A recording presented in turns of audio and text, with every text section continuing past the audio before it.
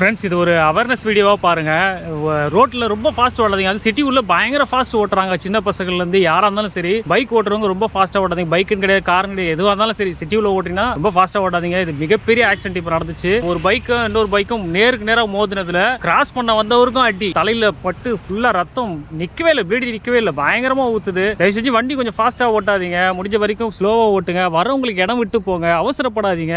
Lines சின்ன சின்ன சந்தா இருக்குது, அந்த ரோட்லையும் ரொம்ப ஃபாஸ்ட்டாக ஓட்டுறாங்க. ட்ரிபிள்ஸில் போகிறாங்க. இதெல்லாம் கொஞ்சம் தமிழர்களுக்கு தான் நிறைய புத்தி இருக்குன்னு சொல்கிறாங்க வேர்ல்டுலேயே. பட் ஆனால் இந்த மாதிரி விஷயத்தில் இன்னும் கூட நம்ம வந்து ஒரு பொறுமை காமிக்கிறது, அதே போல் வந்து மற்றவங்களுக்கு ரெஸ்பெக்ட் கொடுக்குறது, இந்த மாதிரி விஷயங்கள் வந்து நம்ம பண்ணுறதே கிடையாது. பொதுவாக ரோட்டில் வந்து இந்த மாதிரி விஷயங்கள் பண்ணாதீங்க. ரோடு ஒருத்தருக்கு மட்டும் கிடையாது, எல்லாருக்குமே பொதுவானது. தயவு செஞ்சு அந்த மாதிரி பண்ணாதீங்க. ஏன்னா நீங்கள் நினைக்கலாம் இந்த ரோட்டில் நான் மட்டும் தான் ட்ராவல் பண்ணுறேன் அப்படின்ட்டு. அப்படி கிடையாது. ஒரு சிலர் ஹாஸ்பிட்டலுக்கு ஃபுட்டு கொடுக்கறதுக்காக எடுத்துகிட்டு போவாங்க, ஒரு சிலர் ஃபேமிலி ஃபங்க்ஷனுக்காக போவாங்க. நிறைய இருக்குங்க. ஒருத்தர் அவசரத்துக்காக போவார், ஒருத்தர் வேலைக்காக போவார். இந்த மாதிரி நிறைய விஷயங்கள் இருக்குது. அவங்கவுங்க ஃபேமிலிக்காக அவங்க கஷ்டப்பட்டு உழைக்கிறாங்க.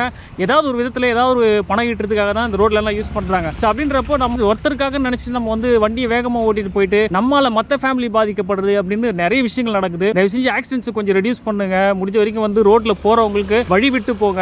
யாராவது கிராஸ் பண்றாங்கன்னா ஸ்லோ பண்ணுங்க. அவங்கள தாண்டி போய் ஏறாதீங்க. ஆப்போசிட்ல வர வண்டிகளுக்கு வழி விடுங்க. நடுவில் லைன்ஸ் வந்து டேஷ் லைன் இல்லாமல் ஸ்ட்ரைட் லைனா வச்சிருக்காங்க அப்படின்னா ஓவர்டேக்லாம் பண்ணாதீங்க. இதெல்லாம் கொஞ்சம் பாருங்க. பொறுமையாக வீட்டுக்கு போறதுனால ஒன்றா ஆக போகிறது கிடையாது, ஆஃபீஸ்க்கு லேட்டாக போனாலும் ஒன்றா ஆக போகிறது கிடையாது. பட் உங்களுக்கு அடிபட்டு உங்களுக்கு ஏதாவது ஒன்று ஆயிடுச்சு அப்படின்னா அன்றைக்கி டேவே போயிடும். நாட் ஓன்லி உங்களுக்கு மட்டும் கிடையாது, உங்கள் ஃபேமிலிக்கே போயிடுன்றதை நம்ம புரிஞ்சுக்கணும்.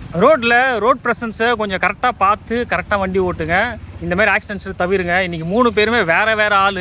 எப்படி வந்து இவ்வளோ பெரிய அடிப்பட்டுச்சு இதில் ஒருத்தர் கண்ணே வெளியே வர அளவுக்கு சரியான அடி. ஒருத்தர் மோதிக்கிட்டாங்க, மண்டையாக போய் இடிச்சுக்கிட்டு சொல்லவே முடியல. அந்தளவுக்கு வந்து ரொம்ப இதாக இருந்தது. ஆம்புலன்ஸில் ஏற்றி விடுற வரைக்கும் மனசே சரியில்லை. ஈவன் நாங்கள் வந்து போலீஸ்லேருந்து எல்லாருமே ரொம்ப